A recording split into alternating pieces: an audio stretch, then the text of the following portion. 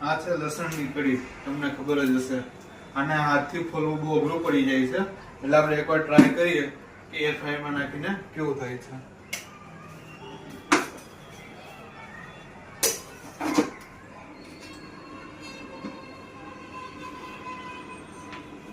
સાત થી 8 મિનિટ જેવો ટાઈમ થઈ ગયો છે. જોઈએ શું રિઝલ્ટ આવે છે.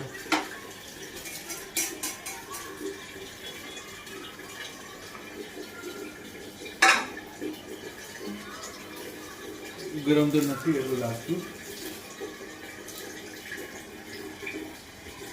બટ ઇઝીલી પીલ થઈ જાય છે.